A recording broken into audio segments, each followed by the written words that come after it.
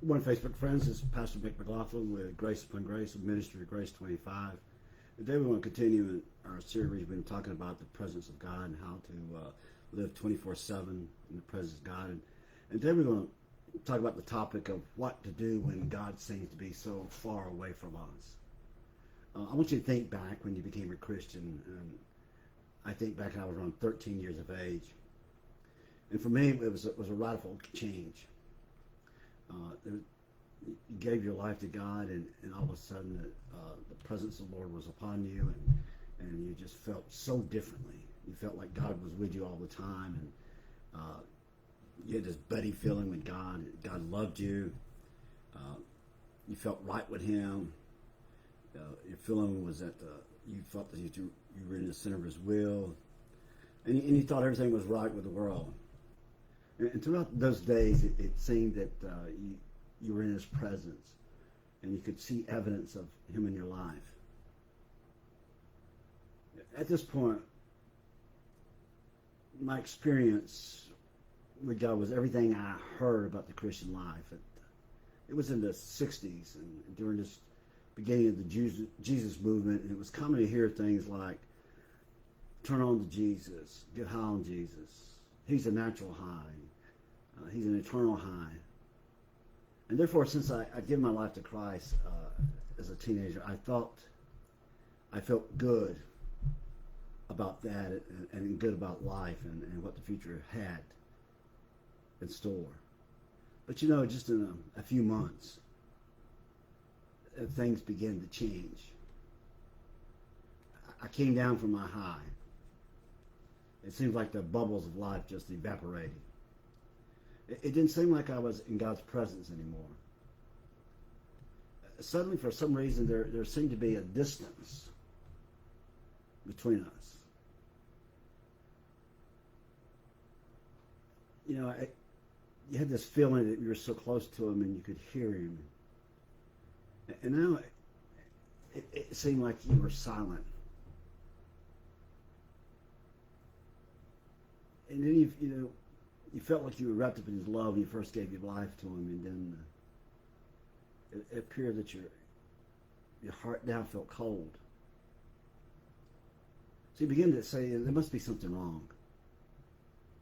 There must be something wrong with me. God's feelings for me might have changed.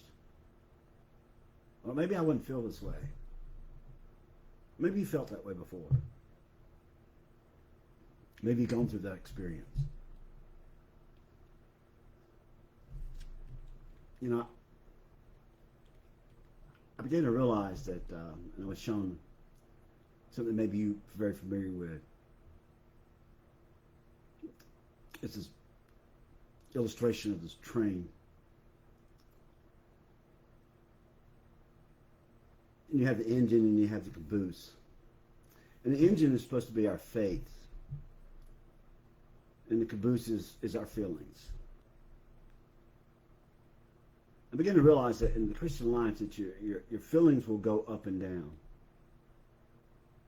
Sometimes you'll be hot for God, and other times you'll be cold for God. But I've also learned throughout the years that you can't be driven by your feelings. Faith has to be the engine of your Christian life. It's faith that drives you forward. The longer I became a Christian, the more common this experience became. You're going to have times when you're on the mountaintop. You're really high with God. And then it seems like there'll be other times when you're just low. You're in the valley. And it doesn't seem to just happen once. It seems to happen again and again throughout the course of life. It's like this roller coaster. You're just going up and down. But what I've learned is that it's important that you and I realize that during the valley lows, God's presence is just as real as when we're on the mountaintop experience. In fact, when we go through the valley, and when you don't feel God's presence, I've learned you have opportunity for exponential growth in your Christian walk. Because these are times when you and I must learn to walk by faith.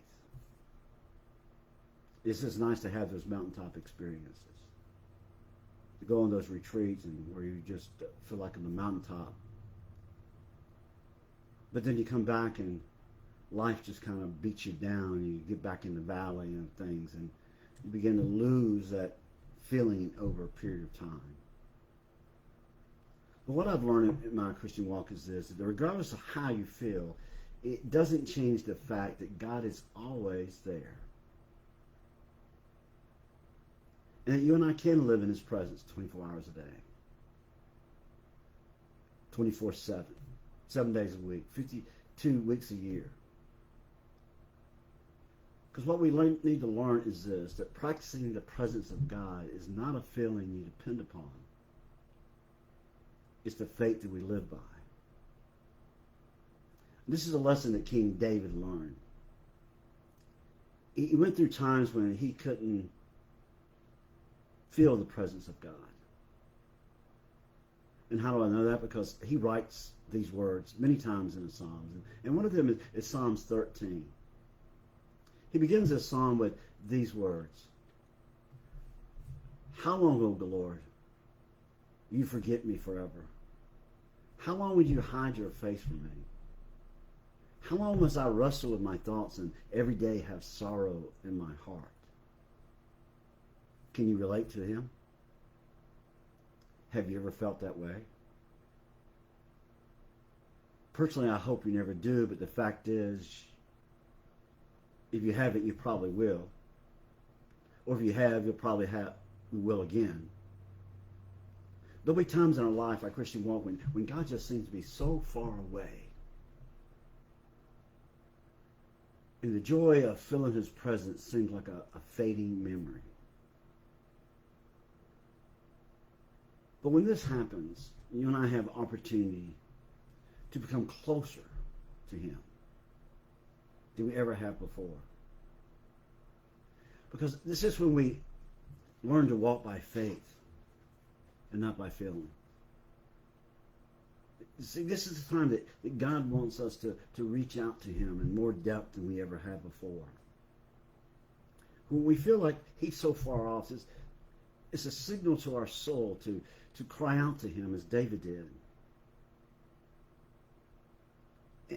And be honest with Him, like David was, and to tell Him things like, "God, are you going to forsake me forever?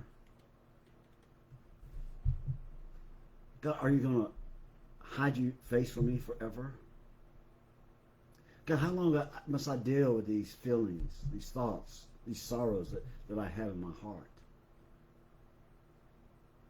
And this psalm, I want to share with you three things. I'll share with you one today and the other two tomorrow, that David shared, and we can learn from his experience. The first one is this: regardless of how you feel, you need to assume God's presence and do what you need to know to do. Let me rephrase that. Assume God's presence and do what you know to do. See, no matter how we feel, no matter what we think, we must assume that God's presence is with us. Because it is. The Bible teaches us that God is everywhere. He's in everything. So His presence is there. After David makes his description of his desperate situation at the beginning of his Psalms, in verse 5, he wrote these words that you and I must learn to do. In verse 5 he says, "But I trust in your unfailing love." See, you and I know that God is love. And when we get low, when we feel like God is nowhere around us, we have to remember that God loves us. In our time frame of history, of the world history, you and I know that He gave His Son, Jesus Christ, for our life, and He died upon the cross because He loved us. We have his word that tells us that. And he confirms that in so many different ways with our life. What David's saying, and what we experience sometimes, is I'm not going to let despair get the best of me. Now, I'm not going to say you're not going to have despair in your life. You're not going to have troubles. You're not going to have tribulations. Jesus said we would. We have to remember what his word says. He says, but I've overcome.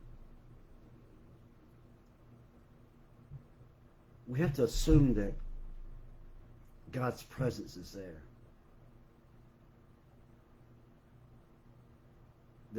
That he's watching over us. That he's taking care of us. And even though we don't sense his presence at those times, we need to understand he's leading us along the way. You know, during this time of pandemic,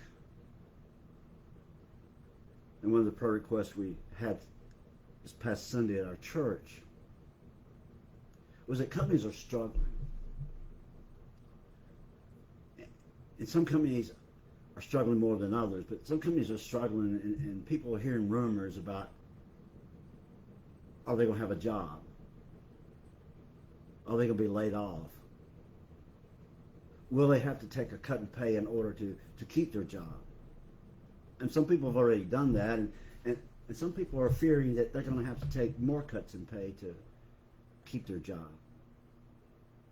And what this does is it puts your life in a state of limbo. You not knowing what to do. Not knowing what the future holds. Not knowing if you're going to have a job next week or next month. Not knowing if you should put your application out for other jobs. Afraid to start long-term projects because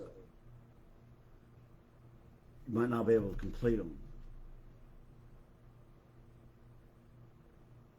But as Christians, what you and I have to do is just simply this. We have to assume that where everything will work out for the best.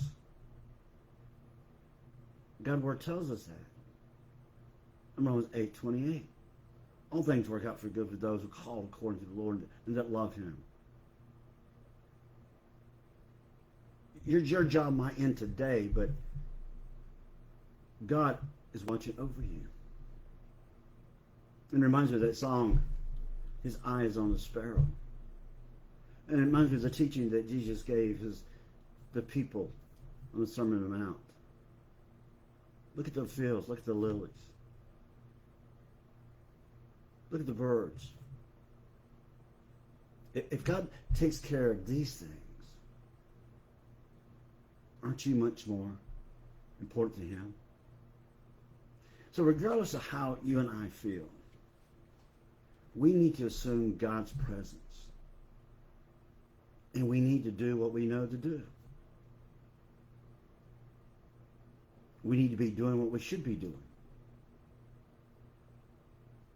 And even though we don't feel God's presence, we need still to set our clock early and get up and spend time with God, regardless of how you feel.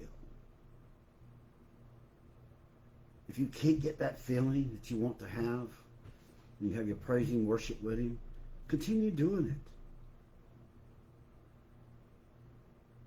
Continue going to church if you can.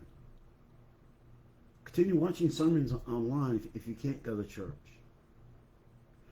Continue to serve in ways that you can serve, regardless of how you feel. You know, right now most senior citizens aren't welcoming people in their homes, but yet you can call them. You can text them. We need to continue to serve whenever we can, regardless of how we feel. We need to include God in our work life, regardless of how we feel. Because see, feelings go and come. And even when we don't feel God's presence, The Bible teaches us that God is there. I will never leave you, forsake you. I will always be with you. So no matter how we feel, no matter what the circumstances are, our responsibility is to assume that God is there. And we need to do what we should know we to do. This is how simply we put our trust in unfailing love. This is how we can say, well, God, I don't understand, but I trust you. I'm going to continue living for you. I'm going to continue proclaiming you King of Kings and Lord of Lords in my life. I'm going to continue worshiping you and honoring you and following you. Even though we feel like David did. God, how long are you going to hide from me? How long are you going to abandon me? See, those feelings come, but God hasn't abandoned us. God isn't hiding from us. God is giving you and I an opportunity to go deeper with Him.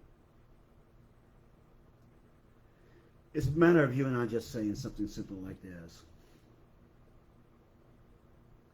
God, when my feelings don't cooperate, I'll keep doing what I should do. Because by faith, I know you are right there with me. I want you to understand this today. God is with you. He's right there in your presence. Don't worry about your feelings. Just claim it by faith. I hope it's been a blessing to you. If it has, would you please pass it on to your friends on Facebook. If you have a prayer request, please let me know. I'll be glad to pray for you. I covet your prayers for myself and for the ministry. And I pray today that God would, no matter how you feel, make Himself known to you in a very tangible and real way. I pray that God will bless you exceedingly abundantly, more than you ever asked or could think. And when you lay down at night, you look back upon this day, and you count yourself blessed. I pray that God give you a grace-filled day. God bless you. Have a grace-filled day.